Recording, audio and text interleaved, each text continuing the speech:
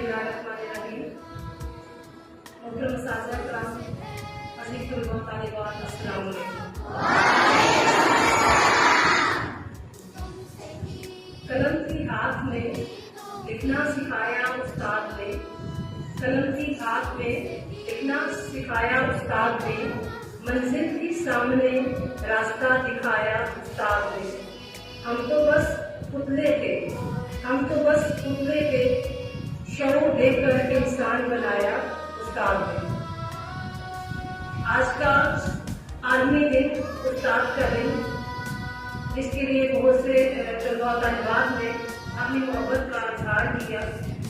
Appreciate करते हैं उन तलबा को जिन्होंने दिल से अपने सादा कराम को खराजे इज़्ज़त पेश किया। बेटा, उस्ताद के लिए एक जुमला बहुत मशहूर है कि उस्ताद बादशाह तो नहीं होता, लेकिन तलबा तालिबात को बादशाह जरूर बनाता है। वालिद एक उस्ताद ऐसी हस्ती है जो वालिदैन की तरह हमेशा ये चाहता है कि मेरे तलबा या मेरे बच्चे हमसे 4 कदम आगे कभी की मुनाजिर तय करें। तो बेटा, आज के दिन आप भी इस चीज का अहद करें कि हमेशा असातिज़ा कराम का एहतराम करेंगे, क्योंकि अदब कामयाबी की पहली सीढ़ी है। जैसा कि बेटा आप लोगों ने हमेशा सुना है, पढ़ा है कि बाअदब बानसीब होता है और बेअदब बेनसीब होता है। तो यकीनन अदब में सबसे पहले आपके वालिदैन आते हैं और फिर वालिदैन के बाद असातिज़ा का रुतबा आता है। तो अगर आप अपने वालिदैन और असातिज़ा कराम के एहतराम का ख्याल रखेंगे तो यकीनन आप भी दुनिया में सर उठाकर जिएंगे। आपका भी एक नामो मकाम इस दुनिया में पैदा होगा, क्योंकि जिसने अपने वालिदैन और उस्ताद की इज्जत की है यकीनन उसने दुनिया में मर्तबा पाया है।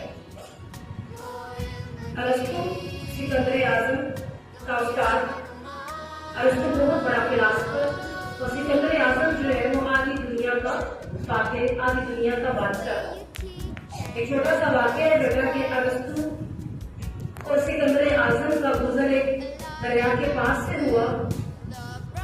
तो अरस्तु ने ये चाहा कि दरिया पहले मैं पार करूं, क्योंकि अरस्तु उस्ताद था, लेकिन उनके जो शागिर्द थे सिकंदर आजम जो कि आधी दुनिया के बादशाह थे, उन्होंने अपने उस्ताद से जिद की कि दरिया पहले मैं पार करूंगा। लिहाजा उनके उस्ताद ने उनकी बात मान ली।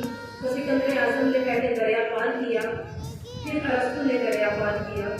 तो अरस्तु जो कि उनका उस्ताद था, उन्होंने उससे सवाल किया कि आपने पहले मुझे दरिया पार क्यों नहीं करने दिया। तो सिकंदर आजम का ये जवाब था कि मैं ये चाहता था कि मेरा उस्ताद हमेशा के लिए बाकी रहे, कि अगर उस्ताद इस दुनिया पर बाकी रह गया तो बहुत से सिकंदर आजम और पैदा करेगा, बहुत से सिकंदर आजम और बनाएगा। लेकिन अगर सिकंदर आजम चला गया तो वो बहुत से अरस्तु पैदा नहीं कर पाएगा। ये बहुत गहरी बात है बेटा कि उन्हें अपने उस्ताद से इतनी मोहब्बत थी कि खुदा का रास्ता दरिया पार करते हुए अगर उन्हें कोई मुश्किल पेश आ जाए तो वो उस चीज को बर्दाश्त नहीं कर सकता था कि मेरा उस्ताद जो है खुदा का रास्ता किसी मुश्किल का शिकार। बेटा, उस्ताद तो वो फूल है जो अपनी खुशबू से आपको महकाता है फूलों की तरह। उस्ताद तो वो चिराग है जो अपनी रोशनी से आप लोगों को मुनव्वर करता है, आपको रोशनी देता है। उस्ताद तो वो सीढ़ी है जिसके जरिए आप तालिब इल्म चढ़कर कामयाबी की मंजिल तय करते हैं। उस्ताद आपको जिंदगी का मकसद सिखाता है, आपको आपके मकसद से रोशनास कराता है। बेटा, इसी तरह से खलीफा हारून रशीद ये एक दोस्त बादशाह थे, एक खलीफा थे। एक मरतबा ये अपने बच्चों के उस्ताद के पास से गुजरे। खलीफा हारून रशीद ने देखा कि उनका बेटा अपने उस्ताद के पाँव धो रहा है, अपने उस्ताद के पाँव धुलवा रहा है बर्तन लेकर। जब खलीफा हारून रशीद उनके पास से गुजरे तो उन्होंने अपने बेटे को आवाज लगाई। तो एक दिन के लोग ये समझे कि खलीफा वक्त है, उनका बेटा अपने उस्ताद के पाँव धुलवा रहा है। तो यकीनन खलीफा वक्त शायद इस बात पर गुस्सा होने के लिए उन्होंने अपने बेटे को पास बुलाया। जबकि जब उनका बेटा खलीफा हारून रशीद के पास गया तो उन्होंने अपने सख्ते जिगर से ये कहा कि बेटा, अल्लाह ताला ने आपको 2 हाथ किस लिए दिए हैं? अल्लाह ताला ने आपको 2 हाथ किस लिए दिए हैं کہ آپ ایک ہاتھ سے پانی ڈالیں اور دوسرے ہاتھ سے اپنے استاد کے پیر دھوئیں، مطلب اپنے ہاتھوں سے مل کے آپ اپنے استاد کے پیر دھوئیں۔ اگر آج کے طالب علم کے دل میں بھی اپنے استاد کے لیے اتنی قدر و منزلت پیدا ہو جائے تو باخدا آپ کو کوئی ڈاکٹر، انجینئر، کیڈٹ بوائز یا بڑے بڑے پوسٹ پر پہنچانے سے کوئی نہیں روک سکتا۔ لیکن ہمیشہ کی طرح یہی کہوں گی کہ انداز بیان اگر سے میرا شوق نہیں ہے، شاید کیوں کر جائے آپ کے دل میں ہماری بات، تو اس بات کو کرنے سے بند ہے کہ کامیابی استاد کی عزت میں بھی موجود ہے۔ اپنے اساتذہ کا احترام کیا کریں، اپنے اساتذہ کا احترام صرف آپ کی زبان سے نہیں، آپ کی باڈی لینگویج سے ہوتا ہے کہ جب آپ کے استاد کی بیٹھے ہیں تو بیٹا آپ ان کے آگے سے گزر کر نہ جائے۔ باخدا ایران کے بادشاہ نے اپنے بیٹے کو پڑھانے کے لیے استاد صاحب کو بندوبست کیا اور انہوں نے کہا کہ میرے بیٹے کو دین کی تعلیم دیں، دنیاوی تعلیم دیں، تاکہ میرا بیٹا جو ہے وہ دنیا میں مقام حاصل کر سکے، کل کو اس نے نظام حکومت سنبھالنا ہے۔ تو انہوں نے اپنے بیٹے کو ایک بہت ہی عالم بزرگ کے پاس داخل کروایا اور اس استاد سے کہا کہ اپنے بچے کو، میرے بیٹے کو دینی تعلیم سے نوازیں۔ ان کے بیٹے کے استاد نے ان کی بہت اچھی تربیت کی، بہت اچھی تعلیم دی، احادیث طیبہ سے روشناس کروایا، قرآن پاک پڑھایا۔ توجہ کریں کہ بیٹا توجہ غلط ہے۔ تمام تعلیم دینے کے بعد ایک دن استاد نے اپنے شاگرد سے یہ بات کہی، جو کہ ایران کے بادشاہ کا بیٹا تھا، کہ بیٹا کل آپ نے میرے پاس آنا ہے، آپ سے ایک ضروری کام ہے۔ جب ان کا شاگرد استاد کے پاس گیا تو استاد نے اپنے کمرے میں بلایا اور کنڈی لگا دی اور اپنے شاگرد کو اتنا مارا کہ انہیں نشان ڈال دیے۔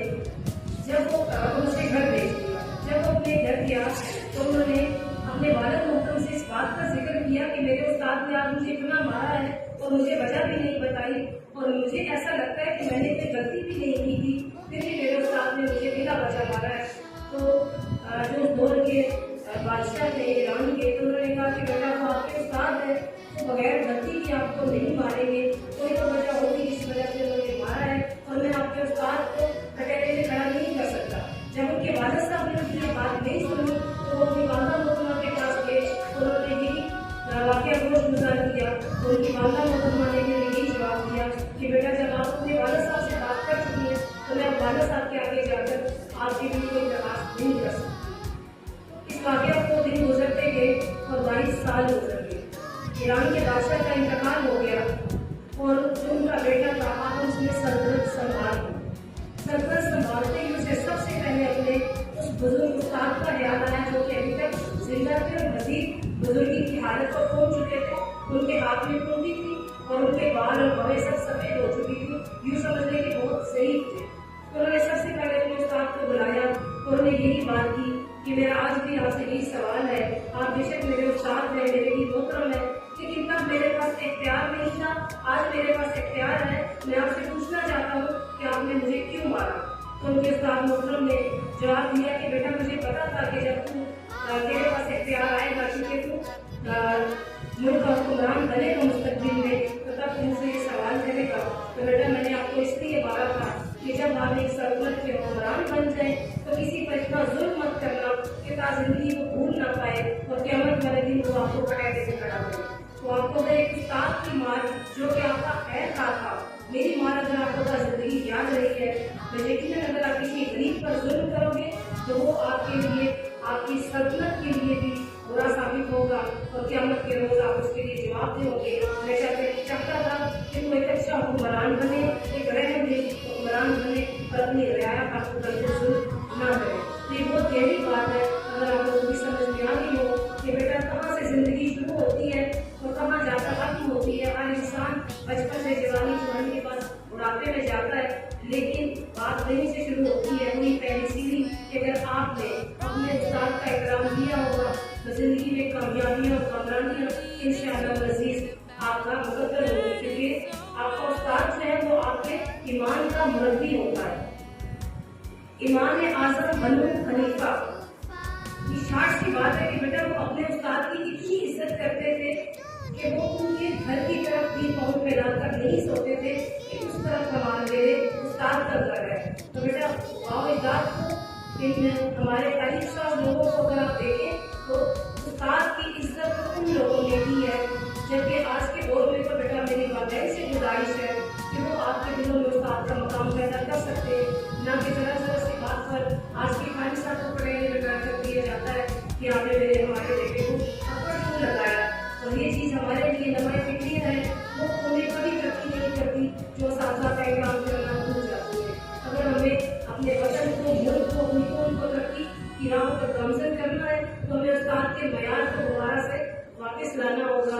और मेरी यही दुआ है बेटा कि अल्लाह रब्बुल इज्जत हमें ये तौफीक दे के हम अपनी औलादों को, हम अपने बच्चों को, हम अपने तलिबात को ये सिखा सके कि उस्ताद का इकराम ही आपको उस्ताद की कदर मंजिल, उस्ताद का इकराम ही आपको कामयाबी की राह पर गामजन कर सकता है।